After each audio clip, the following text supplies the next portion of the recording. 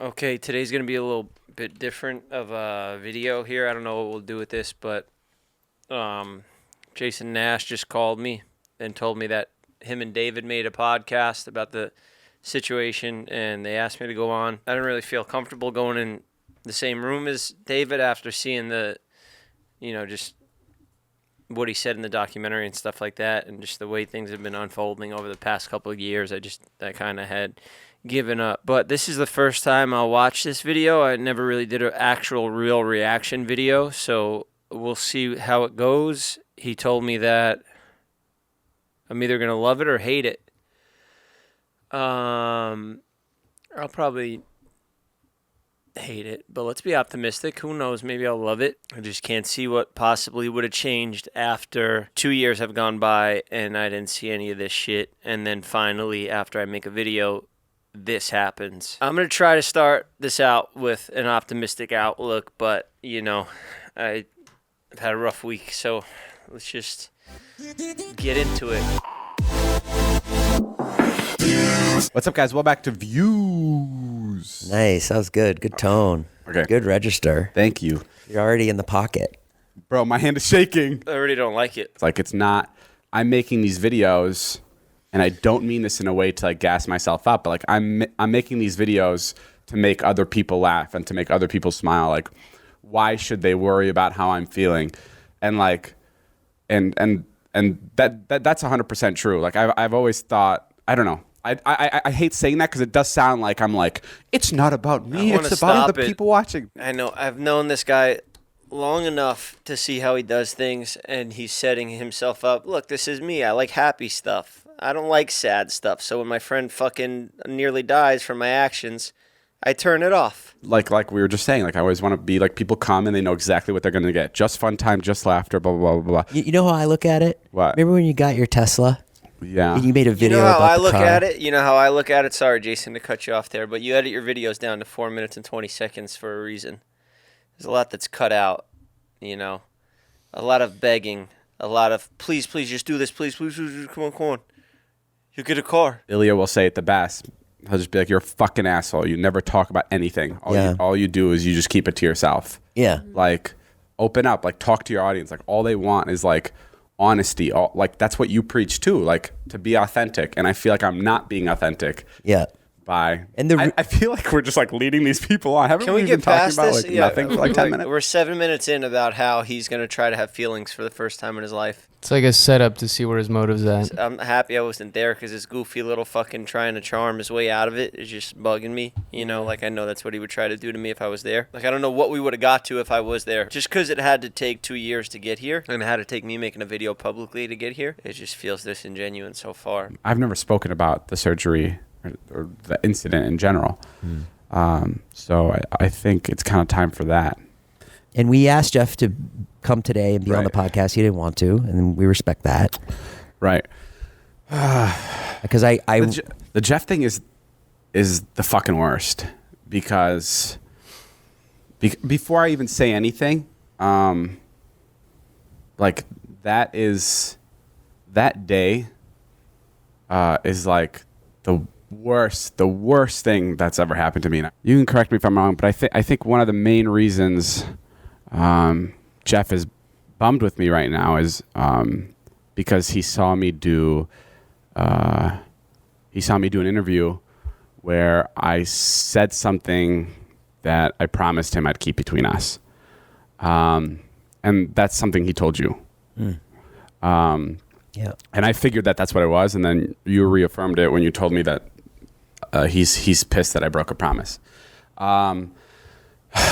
This is so hard to talk about because I don't want to fucking sound. Okay. So it was the day of whatever it was. It was. You've never talked about the accident. You want to go through it? Yeah. I mean, we were filming a video, my comeback video. I haven't posted in a while, and we wanted to do something exciting. And there was this YouTuber that we were collaborating with for it that did these really cool really cool visuals of people doing the coolest things. And one of them was people were wakeboarding. I don't know what that's called, while holding on to an excavator. And that was like one of like 5 things we were going to do. That was like the first activity that we had planned to shoot. And yeah, the morning came where we were in Utah. We were filming it. And yeah, we were getting the shots, wakeboarding. And then I remember Jeff came up to one of my buddies, one of our friends. I don't know why I say it like that. And then later to me, and he was like, this is fucking boring as shit. What are we, like, preschoolers? Like, let's do something cool. And he said he wanted to swing from it. And he said that I wanted to swing around it. And wasn't Corinne on it first? He says it very vaguely that it was like I wanted to swing around it. I saw Corinna swing on it a little bit like that, and then I was like, oh yeah, this looks fun. Swinging like a rope swing attached to a tree. Not whipping the fucking thing around 60 miles per hour. I agree. I hopped on the rope to fucking do the first part, which was just a simple, like a fucking rope swing off a tree. You just swing back and forth. It's a swing. When the Not excavator while was the ashore. fucking thing is swinging fast. That was never discussed. That was completely on you. I hope he gets there. It's not over. Just play the video. And I remember you took one van in the morning, and then I took everybody else in another van. Keep in mind, sorry a to couple keep hours. stopping this. This was all to help you, bro. Like, yeah, the vlogs benefited all of our careers, but it's not like we were getting a fucking, like, it's not like we were employees, You don't pay anybody. So, like, that was the first trip, the big trip that we wanted to do, like, all these big stunts on that required a lot. And, like, yeah, you paid for, like, the skydiving school and all that. But I didn't, like, I was a team player. Natalie and Todd were team players. These were your ideas. We even asked you to go skydiving, and you didn't want to go. You wanted to send us out there and stay home and play video games. So just keep in mind that we just wanted to help.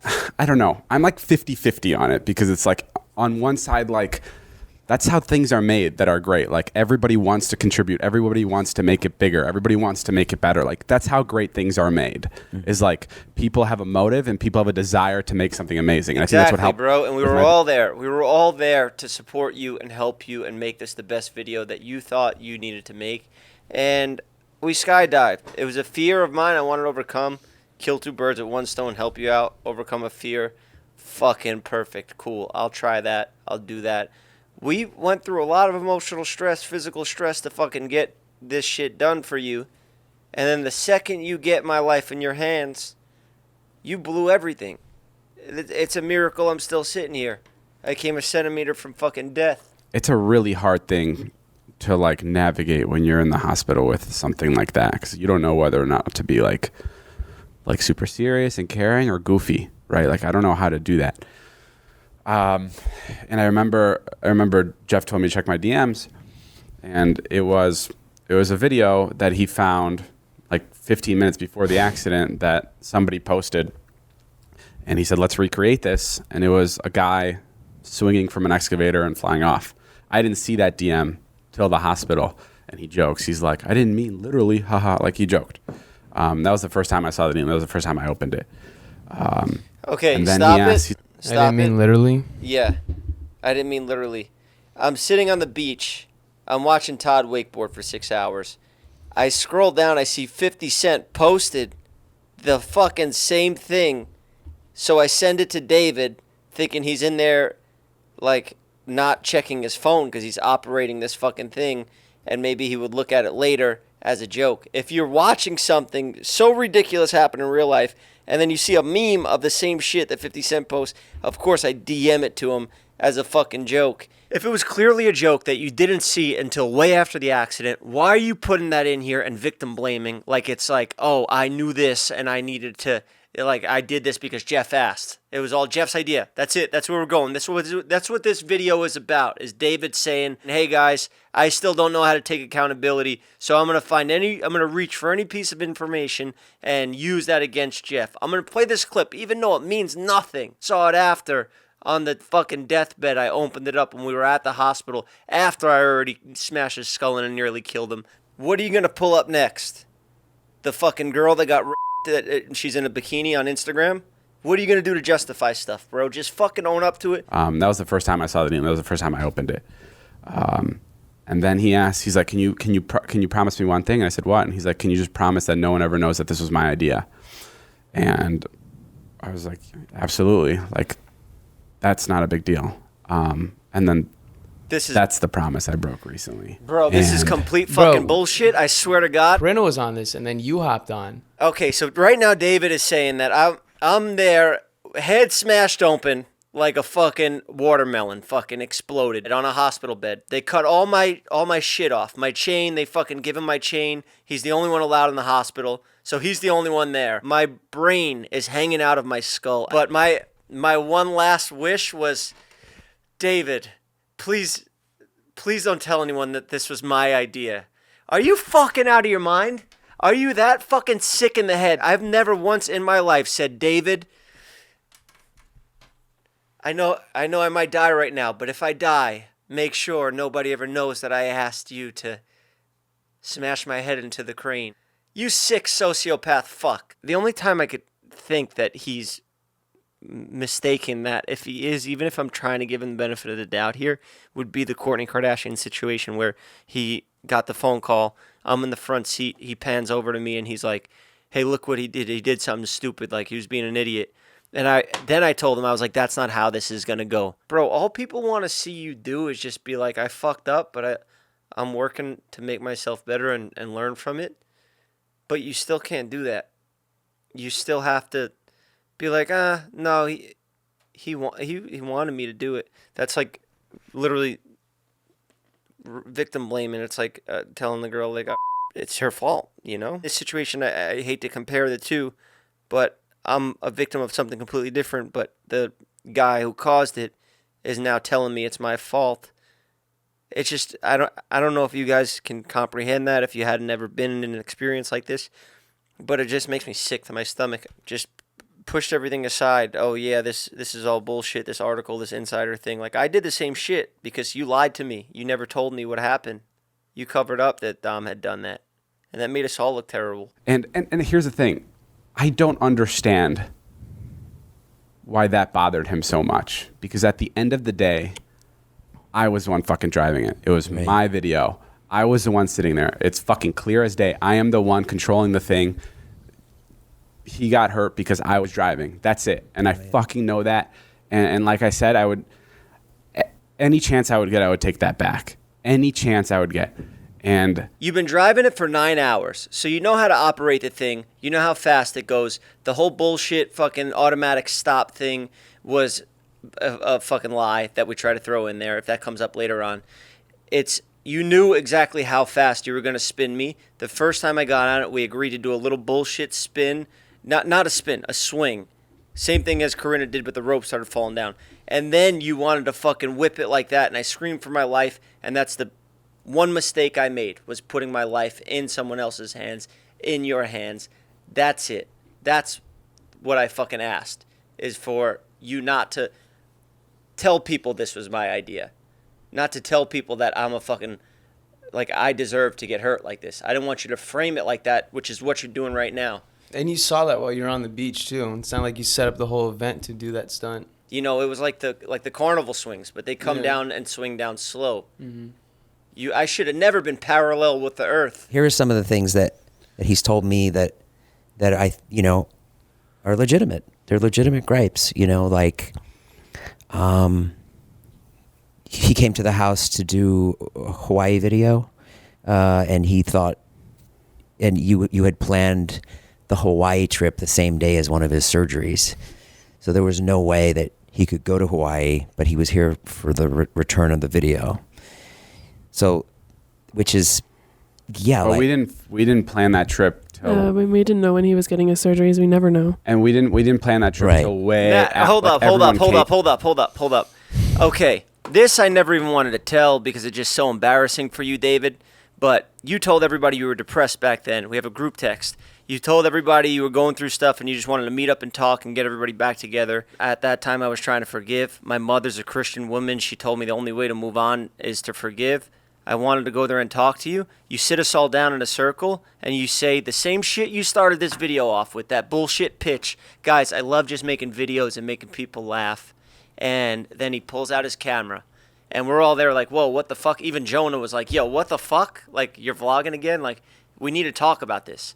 And he was just like, you're already on camera, so you don't want to be, like, acting like a fucking weirdo because he's going to use the footage anyway. And we're like, I guess he's starting vlogging again. I thought I was coming over to have a group meeting and talk about whatever the accident, the fucking that he had filmed and didn't tell any of us about. I thought we were going to get into all that, but it was him saying that, no, now we're going to have HR. We're going to have everybody discuss videos. They get to see them before they post it if you're in it. And first of all, that never happened because that video, he later took us out to the car to surprise us with something. And Natalie, you know the surgeries. You're in the email threads.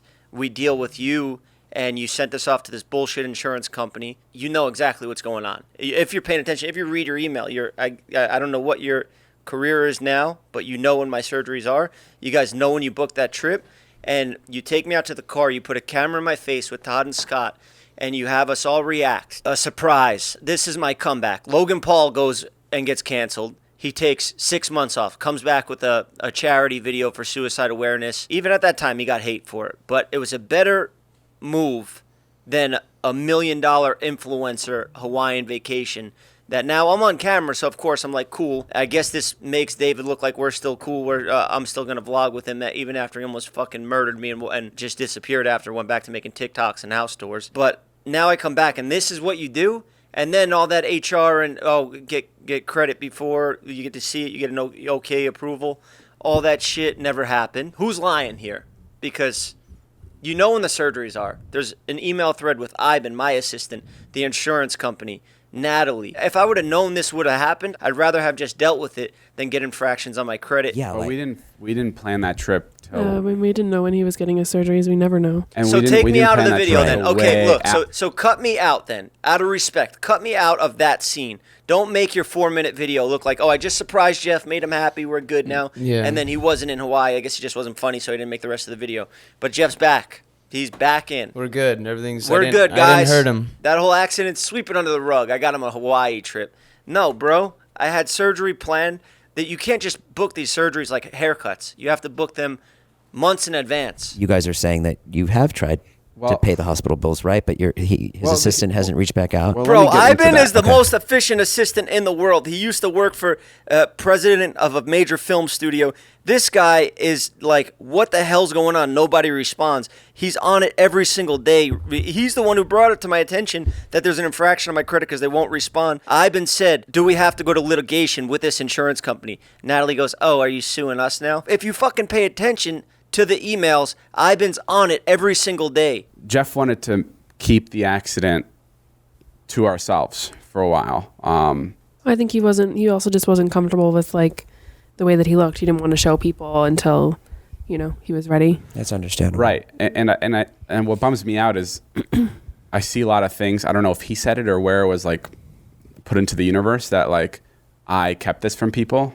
Like, I mean, for multiple reasons, I wouldn't keep that from people. One, it's because You're talking it's about it fucking 2 years later it's for the his life. first time. There was a documentary that came out. You didn't fucking even mention anything about it. Where I spent so much time trying to make you look good, begged you to skydive when you didn't want to, and you did all like to go solo. He almost backed out, and I had to fucking beg him. I said, "Look, we need a redemption arc for you. Otherwise, this is going to be a hit piece, and that's not what I'm trying to make on you. I'm trying to forgive you." You did that in his favor. I don't even know what the fuck he's talking about right now, and how the fuck. I mean, I'm not surprised why these two are sitting there letting him just say this. Because they don't really have a choice. That would just be extremely stupid of me trying to hide something as brutal as that.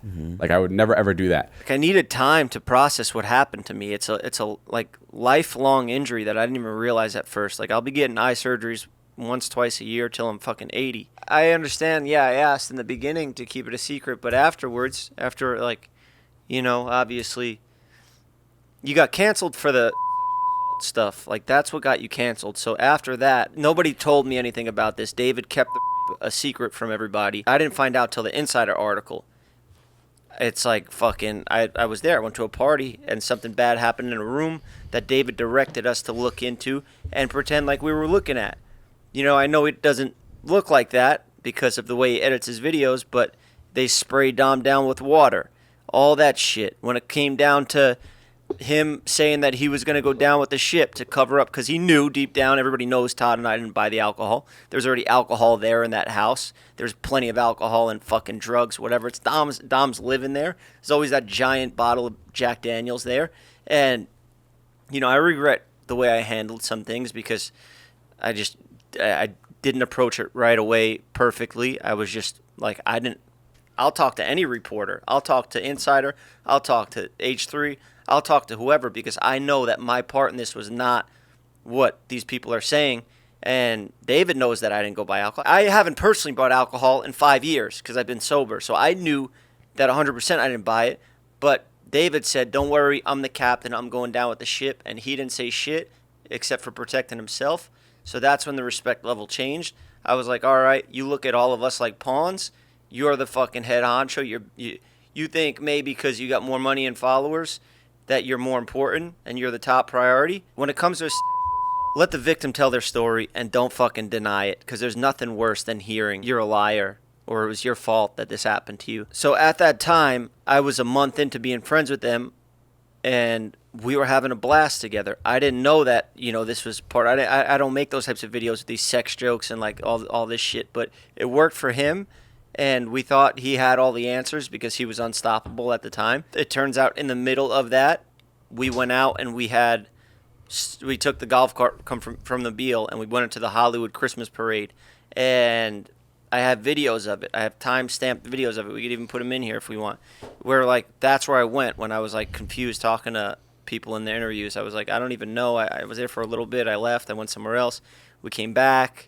I don't remember any of this shit because I've been to a lot of parties and finding out 3 years later that an assault happened and then you hear from this guy that, no, it's just for clicks because it's my name. Like he said in the documentary, this sick fuck can't take any accountability for anything. He can't even let the girl who was assaulted say her piece without him saying, oh, well, you shouldn't have showed up and answered a message or something like that, you know, or you shouldn't have fucking drank too much, or, oh, yeah, Jeff wanted me to never tell anybody it was my idea. I'm just pissed off because it's like, now you're victim blaming, and how is Jason and Natalie not even smart enough to tell him that you're doing this? We were following his lead. So when he wanted to make a doc, like, I was there. Like, I was like, whatever you need me to do, like, however I'm going to be in this, like, I'll be in it. What did you want me to blur your face, the guy driving the excavator? I couldn't cut you out. It's either you're in it and we try to make you look the best you can, or you don't show up at all. And you just let me make the fucking documentary I would have liked to make, which is a story of me and how I got in this mess. But that wouldn't have ended too good for you. So, yeah, again, me dumb, trying to be a friend to a guy I thought that was my friend, but he's a narcissistic sociopath. Remember, like, the allegations were out, and then at the same time, like, if what happened to you, people found out that David did this to you, it would have just made his career worse. So of course it was going to get hush, or him controlling the documentary cut. They cut out a lot of things in there that I didn't think were bad at all. I thought it was just storytelling. And well, you're also off of surgery and on drugs. Yeah, I literally, when I posted that picture of my eye bleeding and I was riding home on anesthesia, I don't know if you guys know this about surgeries and anesthesias, but anesthesia, it's so powerful to knock you out while they're cutting you open and stuff like that. It lingers in your body for a few days after. So they came over the day of surgery, so I was completely a vegetable. And then after that, it was like, they were asking me if they could cut pieces, and I was like, fuck it, who gives a fuck? I don't care about nothing. Yeah, my eyes stitched shut. I was like, bro, I don't even care. I just fucking get the documentary done and post it. We went to like 3 or 4 surgeries with him. I'm not sure, back to Utah. And one of them, we were filming the doc, and one of his guys that works with him went up to Taylor and was like, we really want to make David cry in this piece. We really want him to know what he's done. And there was more of what he said to Taylor, but that was kind of the thing that resonated with me the most. And that's where I started to feel like, oh, fuck, like, what's going on here? Like, someone's not being transparent with me here. Like, I almost feel like I'm being pushed into a corner. Okay, Oscar's not the best communicator. He's very awkward. He's very good at tech stuff. Obviously, he sits in here. He's not the best, but we went through about 30 hours of footage, and we had no empathy of David at all. He never said sorry in any of the footage. He never said just anything from day one with the Kourtney Kardashian thing. Like, look at what this idiot did. Like, it was always him never accepting any blame for it. It was always him just no admission of guilt, and it felt very strategic. So Oscar said, like, bro, show something. Like, you know, we need something out of you, because in this documentary you're just laughing like it's a joke the whole time when you nearly killed the guy. Like, we were looking out for you, bro. That's why he said that. But frame it however you want. What was wrong with you crying in the doc? Well, because it's just like a weird thing to say. I felt like it was like, I don't, correct me if I'm wrong, but like that to me felt like, I don't know, like it just didn't feel, it just felt weird. Yeah, bro, that's a normal human emotion. You said it's the worst day of your life just now. You said it literally, you have nightmares, it's the worst day of your life. But when you're asked about it, you're like, why would I cry? It's no big deal. And then the doc got into things like, I'm not there for him, like we don't talk enough. And a lot of that was true. Like, I've never had a harder time communicating with a person than I have with him during this. And you know, it's for multiple reasons. It's for me fucking just being bad at that shit and not knowing how to handle like such a serious situation. And I also didn't know if he needed space. Like, every time I would talk to him, Jeff is like a guy who like is very tough when you're to his face and is like, I don't need this. I don't need you doing this. Like, I'm good. I'm strong. But then when you create that distance, it's like, what the fuck? Yeah. He's not fucking, not talking to me. And then like, I was the most depressed in my entire life. I thought about, I'm not going to say it because you probably can't say it on here. Every day, my entire life was ruined. And at the time, in my mind, that's how I felt. And I'm here alone. Luckily, I had you guys around. You saw what I was going through. But how are you going to know what somebody's going through if you're not around? It's all just poor excuses for being a man. It's just like, still back to like, I don't know. I've never dealt with anything like this. My life was always perfect. I don't know. I get a sponsor and then I'll give a car. When my other friends would go talk to him, he'd tell him, he's like, if I ever see Dave, I'm going to fucking beat his ass. Right. So it's like, and that happened multiple times from multiple different friends where he would like complain about. So like, I wouldn't know, like, do you want to see me more so you can beat my ass? Like, I don't know. I don't know. This is 2 years later, bro. After you being a piece of shit for 2 years. You're fed up. That's why I'm not here on your podcast today. Because imagine I was there and you said this shit in front of my face. I don't know. I'm not even trying to sound like a tough guy. But if you're victim blaming, straight up, I hate even using these terms. I sound woke like you, Kyle. Like, I'm just so infuriated inside right now just to see this guy blatantly lie and have these two sit here and be like, yeah, you know what? You're right, David. You did give us our careers, so whatever. We'll say, yeah, you're right.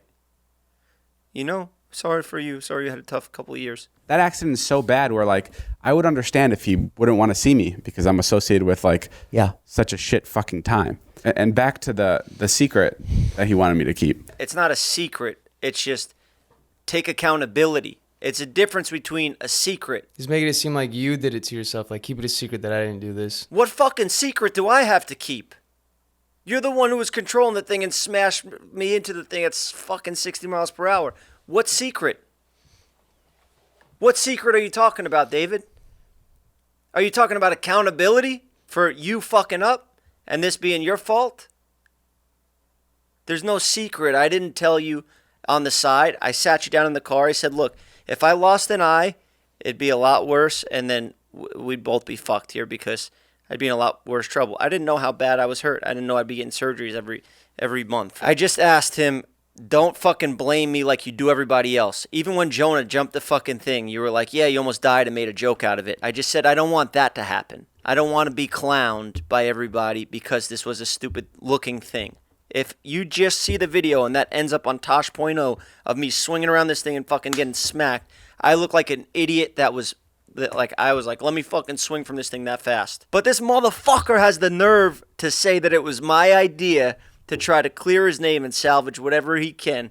But you know what? Even if this does work for you, bro, I guarantee another couple months go by and your true colors will show with somebody else, and you'll be right back in the same boat. I can take 80% of the responsibility, 90%, 100% of the responsibility for the accident, whatever he needs me to do.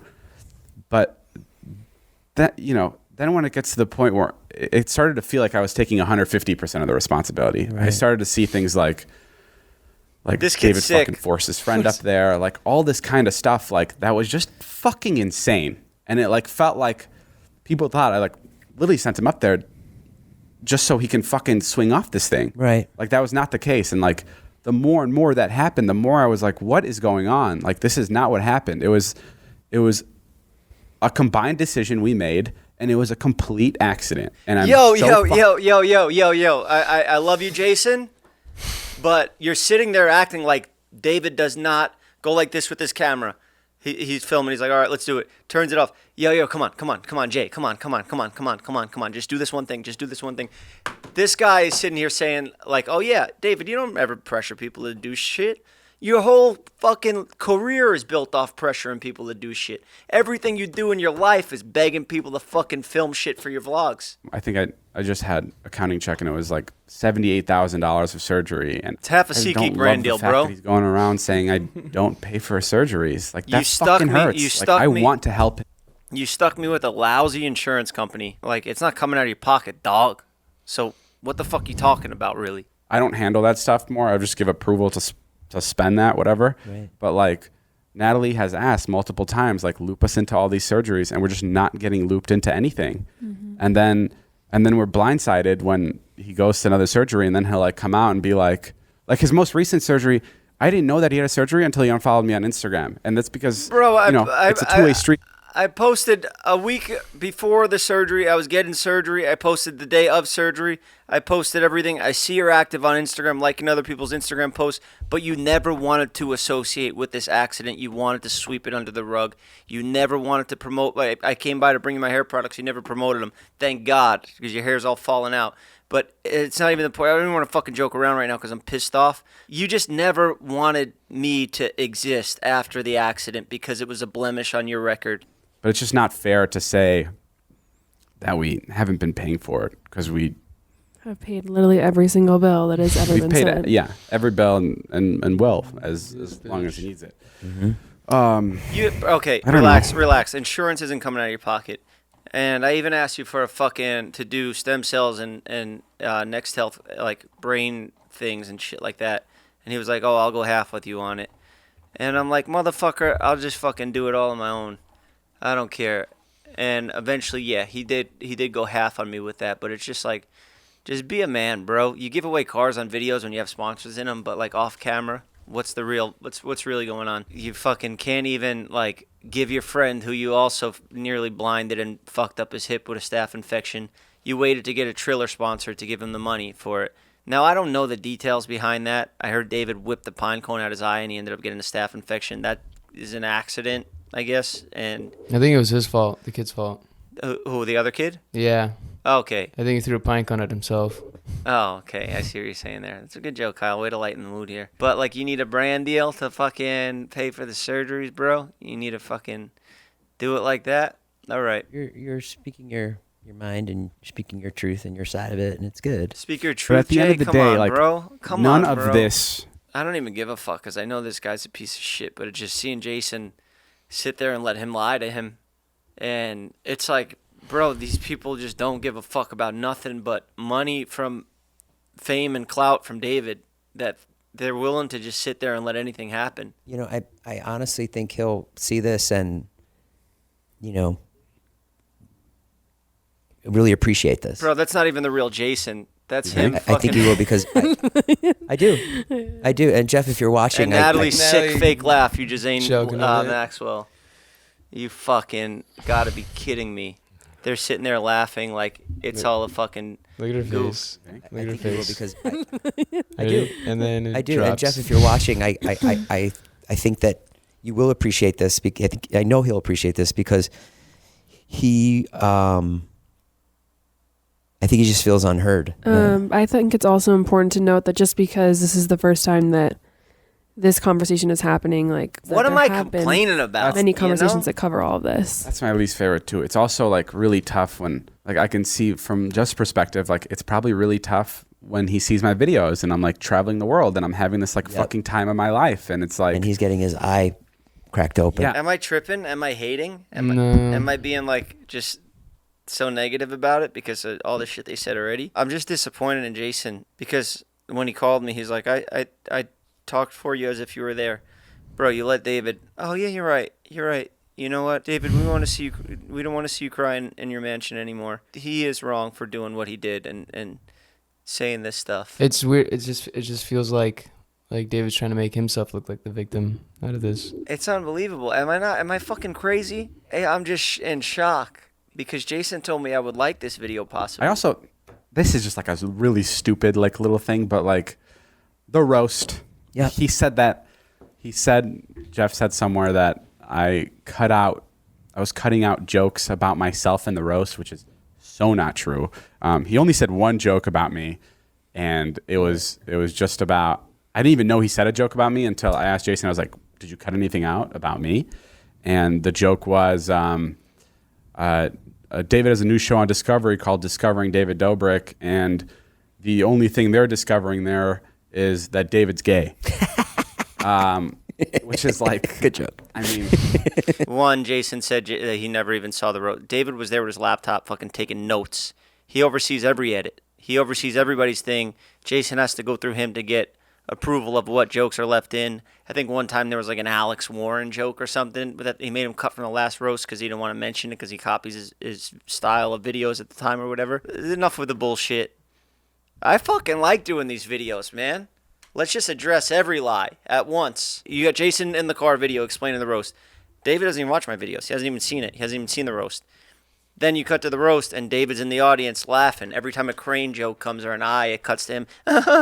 You leave all those in, but making lists. Okay, this shit's too far. I'm in hot water. This is going to get me canceled. And Natalie's next to him. Jot that down.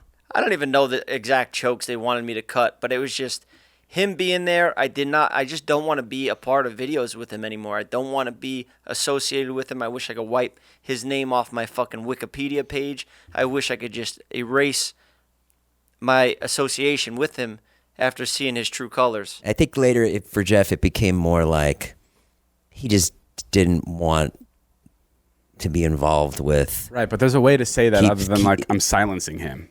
Yeah. I've never wanted to silence Jeff. I've never. Right now, you're trying to say I'm a complete liar. So I don't know what you want to call silencing, but you just took all of my points that caused a lot of emotional stress on me after this accident, and you said they're all lies for your own personal gain. Go on. This has been such a shitty situation. Like from the moment it happened to the last couple months, and like I said, there's not a day that goes by that I don't think about this, and I'm so sorry that this happened to you, Jeff. I'm so sorry that this happened to you, Jeff. I appreciate it, Dave, after the last hour of slander. Yeah, I'm not going to beat you up anymore. I'm just going to take this the right way, the smart way, and just let the courts decide.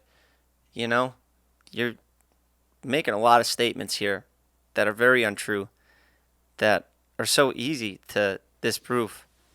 So let's just let the courts decide, and then you'll have to sign a paper that says, yeah, this was a lie, and I'm guilty of this and that, and we could go that route about it because, let's be honest, I get no points for beating you up, and again, I'm an adult. That's not how I handle my situations anymore. It just sucks, you know, how badly you fumbled this. I wish we were both better communicators.